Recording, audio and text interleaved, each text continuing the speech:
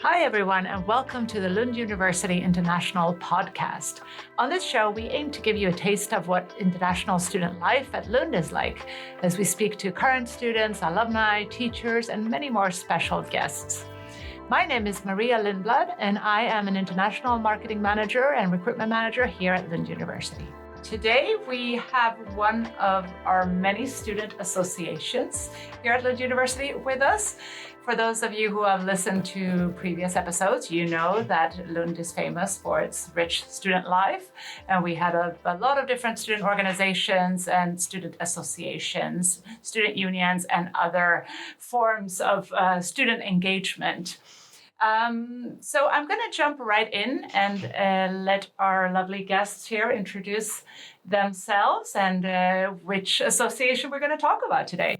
Okay, so I'm Adyasha, and I am a master student at Lund University pursuing media and communication, and I'm the president of the association that we're going to talk about, that is UTSAV, pronounced as UTSAV, meaning a festival or celebration. We are the South Asian Association, and yes. Yeah, interesting. Hi, I'm Upasna, and I'm from Nepal, and I'm doing my master's in development studies here, and I'm also representing UTSAV as its cultural secretary here. Okay, you're very welcome. So tell us a little bit about the association. How did it get started? Why did you come up with the idea to have a South Asian association? So honestly, it wasn't our idea. It was a few of our seniors who actually came together, and they had been, there were a lot of people. Initially, it actually started as an Indian association because they were seeing so many Indian students who wanted to kind of feel at home, host, celebrate festivals and cook food together. So it was supposed to be, it wasn't supposed to be very big scale as such. But then we realized that Lund has been attracting people from South Asia for a very long time, and especially now. And most of them are SI scholars. And because they did not have a particular association to go to, we would all hang out together. We never really realized that, we are from different backgrounds. And that's when the whole idea of making an Indian association to a South Asian association actually came to be. And here we are. Yeah, so it was broadened before you even got started, really. Yes, definitely. And we just saw how interested people were to, just talk about their culture, talk about their identity, talk about what they're missing from home. And this association just started as a means to make these students feel, at home or give them a sense of belonging. And then the idea went on to okay, we should, spread our culture, let people know that what we stand for. And, it would probably just help international community just accept our culture better. Or when we think about Indian culture or any other South Asian country's culture, people are aware about some mainstream cultures that is more celebrated and more people talk about it. But sometimes through this UTSAV, we also like to highlight what our other true identities are, or what are our ethnicities, diversity are, and we would like to introduce that to our international community. Yeah, so it's very interesting. I think we're going to dive in more about these aspects that you're raising now, because just like you're saying, I think some people are familiar with the more sort of, not commercial is the wrong word, but the more like famous holy festival, and it's a lot of colors, or but people don't really know what is it, or are there other celebrations and other cultural aspects. Interesting. What does it mean, though, that it is a student association? So once you realized that this was a community, people came together, they wanted to as you say, feel at home. How do you go about starting an association, and what does it mean? What is the structure of a student association? Honestly, we were equally confused when we started off. But I think it was the first and foremost was that we wanted people to know about us. So even before we were established or got a contract with AF, for that matter, we kind of had a holy festival, which was like an introduction of UTSAV to everybody. So we had a lot of people. We just wanted to see if people are actually participating, if people are actually interested. And once that was done, we got a subcontract with AF. It was a lot of paperwork, but it was quite an easy process. I mean, it was not so difficult. But from a subcontract to get a contract with AF that's when it got difficult, because to host, like have a contract with AF, you need certain number of events. When you have certain number of events, you need funds to have that. Yeah. And that's when, you have to think about the funding, and it's always a step-by-step process. So first you have an event, then you get a subcontract, then you finalize your board and committee members, and then I think it's an incredible opportunity for us as an international student to be in this process and actually learn from it, because we are learning every day whenever we are opting for new events or any funding contract or even to plan our events. So it has been very nice platform for us as well to learn more from each other. And in fact, the whole process, it's still ongoing, because we started last year in 2022 and we got our official contract in March of 2023. So we are still in the process of applying for a bank account, getting officially stated as an association which gets regular funding, because right now funding is limited. It comes from the events that we do. But I think the process of establishing yourself, or just officially starting off, is the easier part. But what happens after that, how are you going to have the events? We are all students, we all have limited resources. So you need to reach out to nations, and it's not always fruitful that a nation will reply and you can always collaborate. So I think that process becomes a little difficult, and it's still ongoing. We are still looking for funding. We are still looking for venues for our events. And we are still kind of trying to understand our, market in general, like who are we catering to. And I think this is interesting to kind of dive into the weeds a little bit about how to set up an association as well, because we know that students come in and, but why isn't there a nation or an organization or an association in this particular area, whether it's a geographical area or it's more of an interest area. So it is interesting to hear a little bit about the background. And just for the listeners as well, you mentioned AF, which is of course the academic society here at Lund, and it's one thing to create an association just for fun on a volunteer basis, and it's another thing to be formally recognized as a student association. And as you say, this ties to funding and other things as well. But so you're becoming more and more well established, we can say then.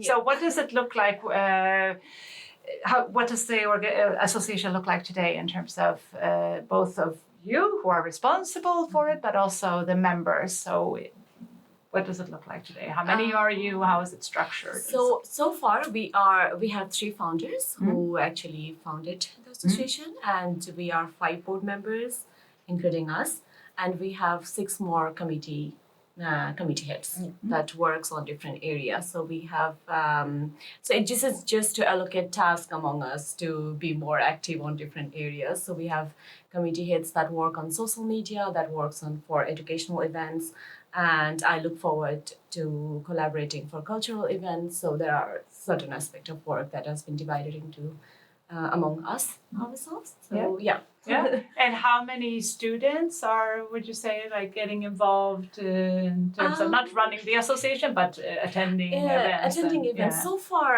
in our events, we have had 80 to 90 students in our events. In fact, our first event, that was Holi.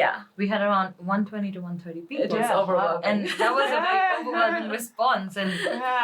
And people are, and it's the only challenge has been reaching out to more people. But once people know it, especially when we host it with a nation, or when it's a word of mouth, then a lot of people end up coming, especially when it's a food event. It's and it's so lovely to hear people when we were collaborating with ESN, and we had a meeting, and we were planning our events, and suddenly the other person said that, I love your food, I would love to be in one of your events. And I think that's how we connect with more people, and this is what we aim to do through this podcast as well. Because sometimes when we say the event conducted by UTSAV, it may sound like, these events are might just attract the South Asian students, but we would like to let all the students know that this is open event, and we would like to introduce our events to other international community as well.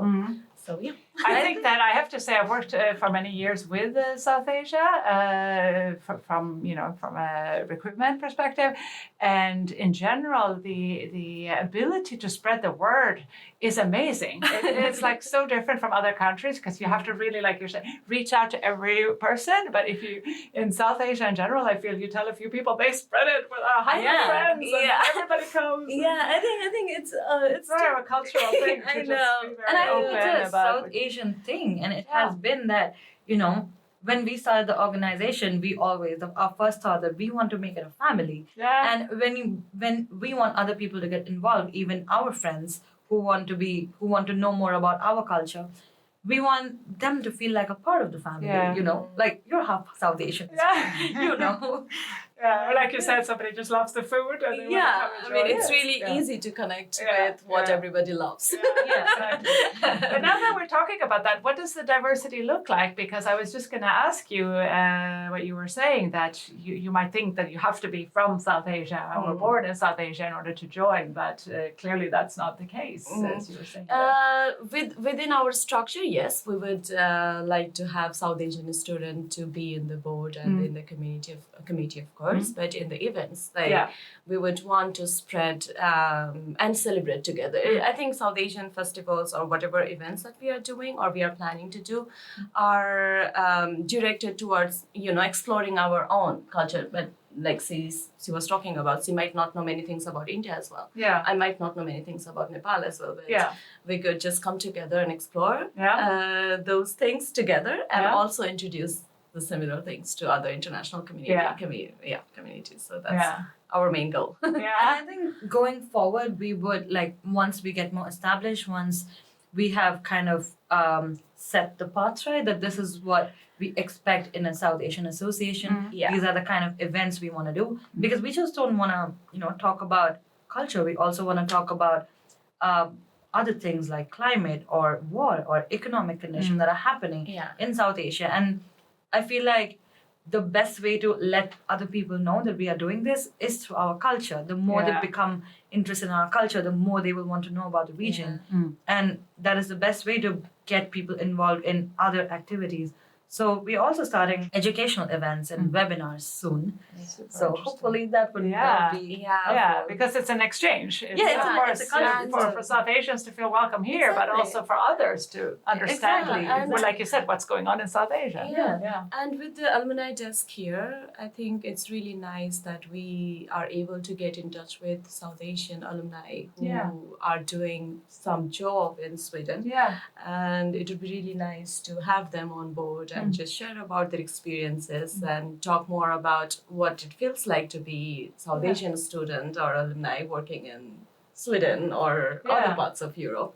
So that should be a really nice conversational thing. So we are planning to host some of these events in near future. So interesting. Well, now we've had a lot of teasers about events, so I want to dig into that a little bit. So what kind of events are you organizing already? Which ones are you planning? Which ones have you done? How are they? Just give me a little bit more about the events. So regarding events, like we talked about Holi, that was our first event that we conducted in late March this year, but it was a huge success. We brag about it a lot. But and we started with that because we thought it would be a nice opportunity to introduce our association with some colors and some fun. And currently, recently, we just organized a welcome event for the new South Asian students. And it was nice to know many new students, new faces, and also addressing to your diversity query. This year, we have many people from other countries because previously when we started this board, we were just representing Nepal and India. But now we have board and committee members representing Bangladesh and Pakistan. And so we have, at least we hope this year that we will reach out to other community as well and let's see how we move ahead with diversity. This year we had a lot of applicants from Sri Lanka as well, so you'll probably get someone. Yeah, from hope there we to reach join out. too. If you're listening, join us. We actually had people from Sri Lanka coming in for the South Asian meet and greet event. Yeah. And it was a very unexpected event because we could only manage to reach out to certain groups, and we ended up having a lot of people coming in. That was really great. Even during the orientation week, we didn't particularly do any big events. We were like part of the treasure hunt. We were part of the sports and games. But sports and games especially, we might not have had South Asians participating, but we had a lot of other international students. And we had this game called Dog and the Bone, and people went really crazy. They were really into it.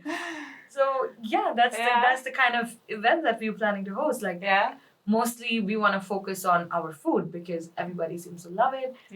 You know, more music, more, and you know, as more we go ahead, we would also like to have more cultural events, like introduce our traditional dances a little bit, you know, kind of give a chance to other people to try out our clothes and things like that. On a bigger scale. On a bigger scale. Lovely. That's so interesting. So since we have quite a lot of new students who've just recently come to Lund, how can they get involved if they hear this and they feel, oh, this is super excited? Like where do they start and how can they get involved?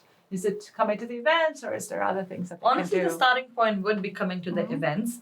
But we always have volunteering open. We are always looking for photographers. We are always looking for helpers, and we have our social media. We have Instagram, Facebook. We even have LinkedIn if somebody wants to connect or somebody wants to speak to students in general about their experience.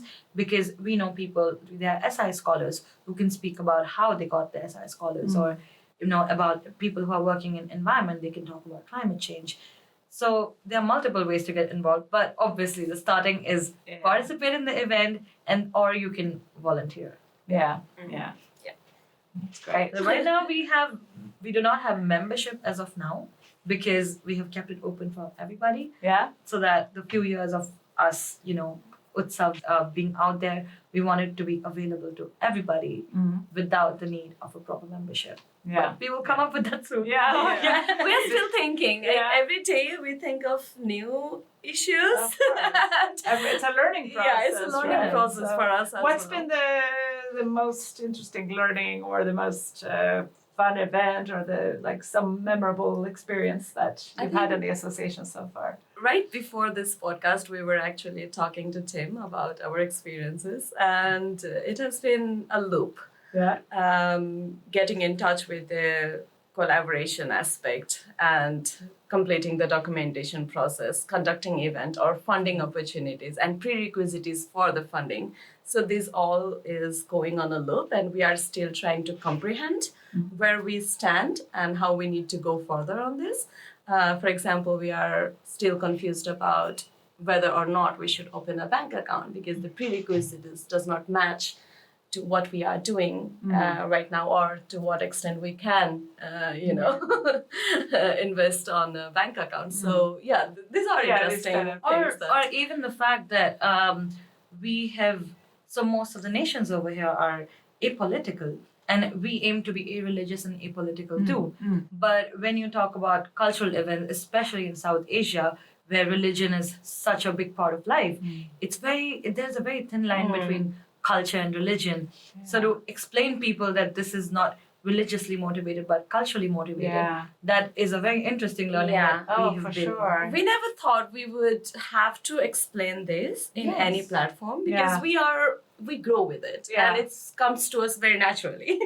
But when we have to explain other people on why certain festival is not religious, but it comes from a religion myth somewhere. But somehow these days we just celebrate it as a cultural event.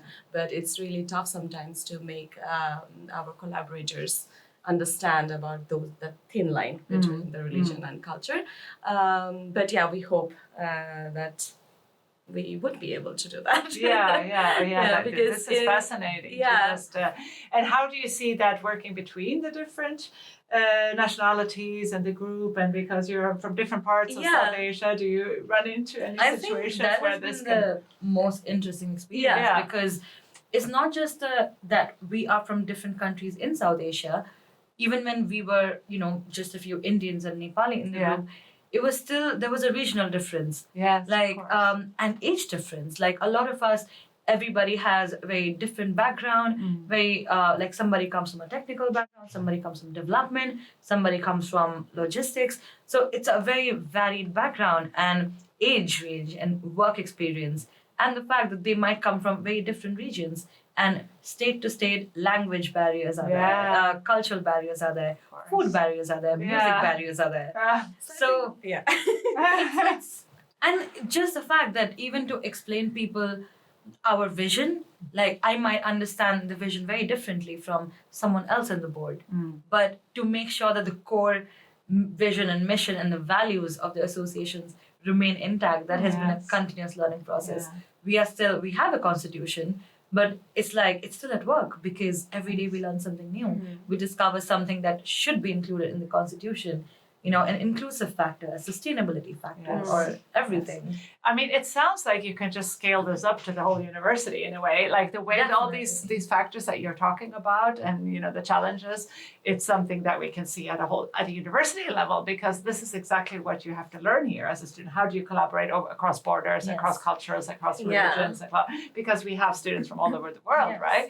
And like you were saying, you might have a very clear vision, but from somebody else's perspective, it's completely different. So you're like a micro version of the whole university. That's what true. That feels nice, actually. We are good representatives. Yeah, exactly.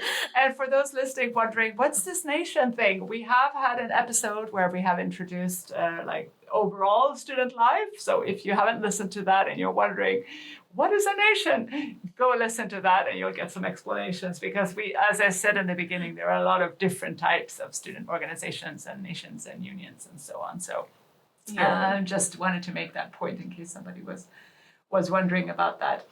All right, but I wanted to ask, since you have all this experience and you've also been at Lund for some time now, what advice do you have for South Asian students in particular, since you are the South Asian Association, coming to Lund University? How can they prepare? How can they get engaged? Do you have any general thoughts? I think not just as a representative of UTSAV, but in general, I think it's okay to have some culture shock. It's very normal because we come from a very different social and cultural background, and it's okay to feel that you don't belong. But then I think there are, like you just mentioned about nations, I think these are the great mediums with which students can make themselves feel at home maybe, or just acquainted with other nationalities. And just, I remember one of the sessions that I had with Kalmar Nation in my first week in Lund, and it was about a safe space session where we were in a circle and we shared about what has been happening within us this week, because it was the first week in Lund. We were all having really overwhelming experiences, and that was really common space to vent it out. So there are these spaces. So I would like to suggest everyone to just explore our event Lund and other social media pages. I think that's the best way to start and get acquainted and make more friends. Yeah, I think one of the main things that I would like to advise as a general advice is that be open to experiences, because many of us, we might come from including myself, we might come from very rigid households, very rigid cultures where we aren't, something might not be acceptable. But there are different kinds of people out there. There are, different nationalities, beautiful cultures, beautiful people, beautiful identities. So I would suggest just be a little open-minded, hear somebody out before forming an opinion. And I think one of the things that Lund has really, really taught me is to just listen, because there's so many voices. And, and when you listen, then you will know that your voice will also matter somewhere. You will belong somewhere. And that's how you belong, because we have seen many people who still are so homesick, but there are also people who have found a home in Lund. And you can choose to be either or. And it's about how much of an open mind you come with. It's a nice piece of wisdom right there. So do you see a way in the future? I know you're still kind of finding your feet a little bit with UTSAV and you're still establishing, but do you see moving forward that you could also help students with a part of what we're talking about now, the integration and understanding, I mean, through your cultural events and other things? Of course. In our last event, in our welcome event, we have had many new students who few of them were sharing with us their experiences and few of the things that they were confused about and they didn't know where to go. I think we as an association, we also provide that platform to the students with any confusion that you go through in the process. You could always reach out to us. We are here to help you out in any of the aspect that we can. So I think we can obviously help out to the students. And I think one of the main ideas behind even hosting academic or educational events is to kind of connect not just South Asians, but even people who are interested in South Asia as a region, connect them to, for exchange opportunities or volunteering opportunities, job opportunities. If somebody is especially in development sector, there's a lot that is happening with NGOs around South Asia. So we have that platform. Anybody can reach out. We want to increase our database, and hopefully in the future we can be the contact, point of contact for South Asian students. Yes, or anybody. Sounds we are very open. I think this is such a good introduction and understanding more what you're working with. Is there anything else that you would like to add that we haven't talked about? Maybe just get connected to us with our social media, and we will be having an educational event and one of the cultural event, because we have a major festival coming up, which is S2E12 or Dashera, we call it. Language depends on where we come from. So but we will be having these events coming up. We will update on our social media, so get the info on that. Yes. And we would also kind of like to highlight that although we are a South Asian association, we are very, very open to hosting, international local students who are not from South Asia. We would love to hear your ideas from them. We always want to do something creative with our events. We do not just want to stick to, the usual parties and potlucks. We want to do something creative. So, and we also have a blog. So if anybody wants to write an interesting blog, a recipe, because I know I met a lot of people in Sweden who are into chicken tikka masala. And everybody has a different way of making it. So, we have a platform, and we really welcome if people want to write, people want to suggest ideas, always. And also many students have gone to South Asian countries for their exchange program or their internship from graduate school and from other faculties as well. So it would be really lovely to hear their experiences as well. So if you have those kind of experiences or any interesting incidents that you could share, you can also reach out to us on our social media, and we can arrange what we can do. That's great that you have so many channels that people can connect with you, and we will certainly include links as well to make sure that people can find you. And on the Lund University website, we also have a page with all the student organizations and associations and so on. So we will make sure that people can find you through that as well. Thank you so much. Thank you so much. It's been a lovely chat and to learn a little bit more about you. And I hope to join some of your events. Oh, thank you so much. You're always welcome. We will send a special invite. Thank you. It was great meeting you, and thank you for this opportunity. Yeah, thank you. We are always eager to talk about our association. We probably do that in our free time. Or about us in general. Or about Thank you so much for listening to this episode of the Lund University International Podcast. If you're interested in learning more about Lund University, you can go to our website, lunduniversity.lu.se. You can also follow us on social media on Instagram, Facebook, and Twitter, and you can chat with current students on Unibuddy. Don't forget to subscribe, and we look forward to bringing you a new episode very soon.